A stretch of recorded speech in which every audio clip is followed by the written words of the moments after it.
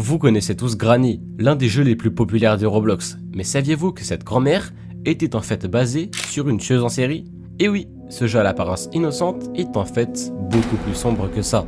Dans celui-ci, on est une personne qui se fait poursuivre par une grand-mère, et le but est de trouver des moyens de s'échapper de chez elle. Le jeu a vraiment une ambiance oppressante, malgré ses graphismes assez vieillots, mais ce qui est encore plus sombre, c'est que tout ça, c'est une histoire réelle. Tamara Sansanava, ou plus connue sous le nom de Mamie Éventreuse, est une tueuse en série russe arrêtée en juillet 2015 après avoir commis 2 meurtres d'une extrême cruauté.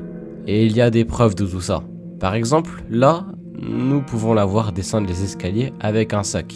Et bon, je vous laisse imaginer ce qu'il y a dedans. Et la voici qui recommence avec une sorte de casserole. Et d'après ce que l'on sait, ce serait du poison avec lequel elle a tué ses victimes. 2 de ces meurtres ont été élucidés, mais il pourrait y en avoir apparemment jusqu'à 14. Elle avait en fait un journal dans lequel elle écrivait les détails et les raisons de ses crimes, et on peut y lire beaucoup plus que 2 personnes mentionnées. Le prochain jeu est celui sur Jeffrey Dahmer, et je ne sais pas trop si un tel jeu peut être accepté. Pour ceux d'entre vous qui ne savent pas qui est Jeffrey Dahmer, il est principalement connu pour être un tueur en série cannibale, et il a d'ailleurs sa propre série Netflix. Et bon, le jeu n'est pas très intéressant. Il s'agit juste de multitudes de portes jusqu'à arriver à celle-ci, où Jeffrey va nous surprendre. Mais celui-là est mieux, car il s'agit d'une reconstitution de son appartement. Et il y a des armes, de l'alcool et encore des armes. Il y a dans cette pièce un cadavre, des crânes et des sacs poubelles. Et bon, je vous laisse imaginer ce qu'il y a dedans. Et en comparant maintenant ce jeu avec son appartement réel, on peut voir que ça ressemble beaucoup. L'aquarium, les tableaux, la table, tout est pareil. Et ouais, c'est plutôt précis, alors que normalement Roblox bannit les jeux du style.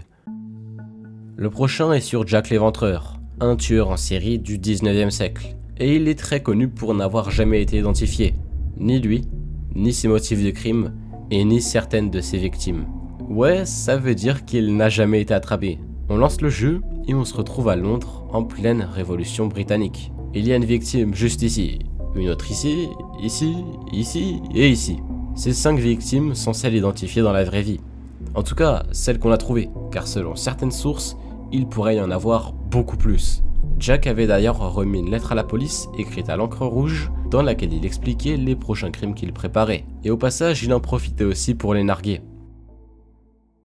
Le prochain jeu, Unda Bomber Cabin, est basé sur Theodore Kashing. Enfin bon, lisez-le comme vous le voulez.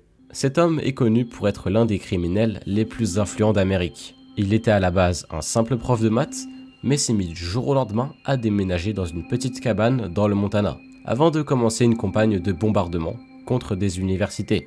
De 1978 à 1995, Theodore a tué 3 personnes et en a blessé 23.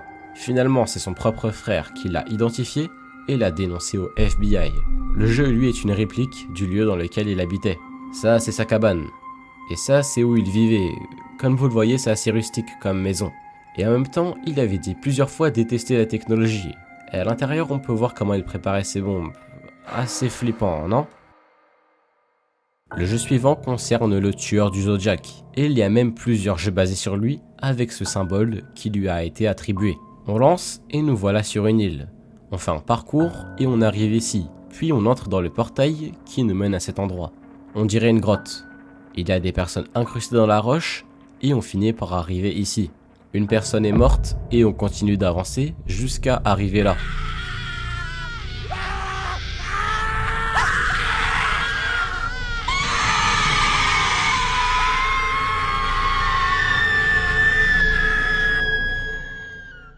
Il y a un portail. On le prend et nous revoilà dans un nouveau monde. On traverse le mur et au moment où on allait prendre la sortie, on tombe des escaliers. Des tonnes de personnes sont mortes et on finit par arriver à cet endroit. Le tueur de Zodiac était un tueur en série qui a vécu à la fin des années 70.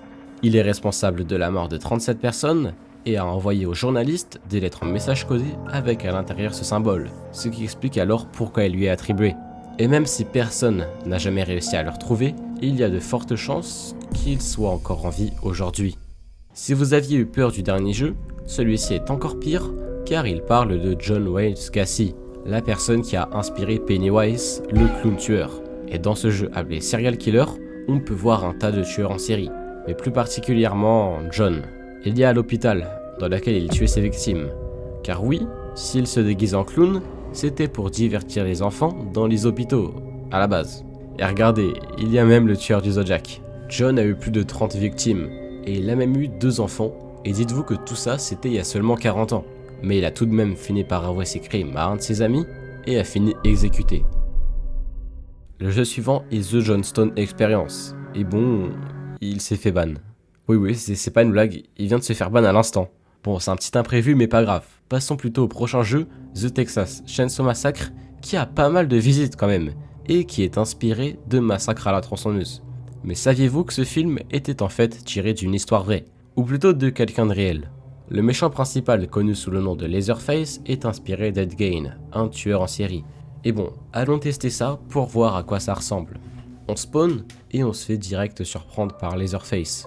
On arrive à le semer, et on arrive devant cette maison. Cet homme a tué pas mal de personnes à ce qu'on peut voir. Il y a même des squelettes et des crânes découpés. Le 16 novembre 1957, après la disparition d'une femme, la police a décidé d'inspecter la maison d'Edward. Mais ils ne s'attendaient vraiment pas à trouver tout ce qu'ils ont trouvé.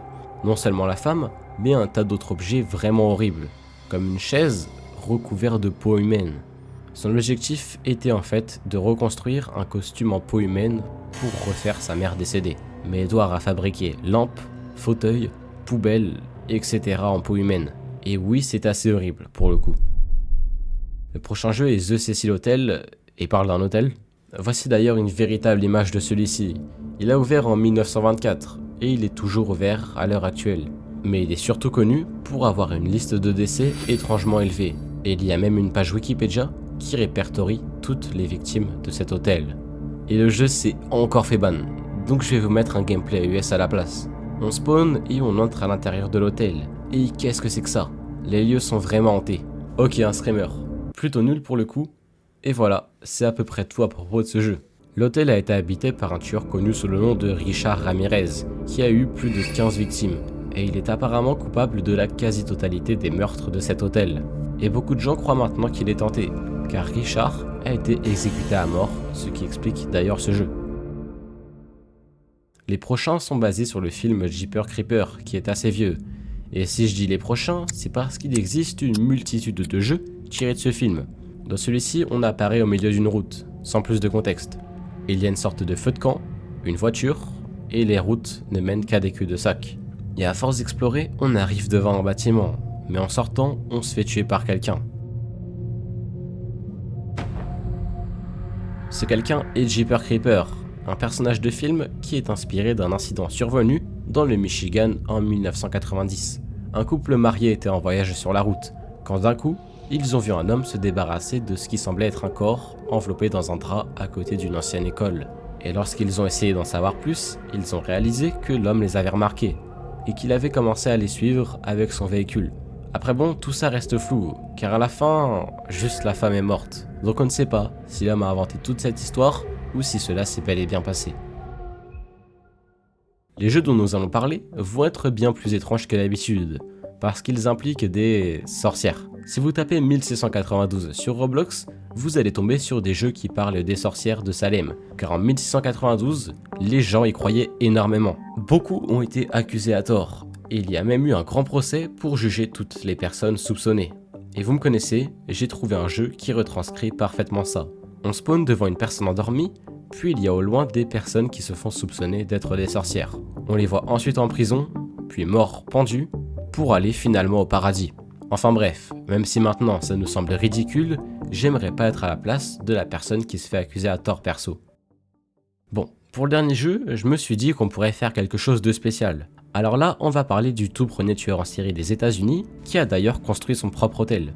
On arrive devant, on entre, et c'est assez vide. Il n'y a pas grand chose. En même temps, c'est très vieux. H.H. Holmes, qui est le tueur en série, était actif entre 1891 et 1894, et a construit cet hôtel pour tuer ses victimes. Mais bon, il a maintenant été brûlé. Mais de ce que l'on sait, il y avait un tas de pièges et de salles secrètes à l'intérieur. J'espère que cette vidéo vous a plu, elle était un peu différente des autres, je sais pas si vous avez remarqué. Mais voilà, n'hésitez pas à vous abonner, on rush les 30K. On est à 27K, plus que 3K là normalement. Enfin, un peu moins, parce que vas-y, on a 27K à 600, mais vas-y. Et bref, c'était Anakin, et moi je vous dis à plus.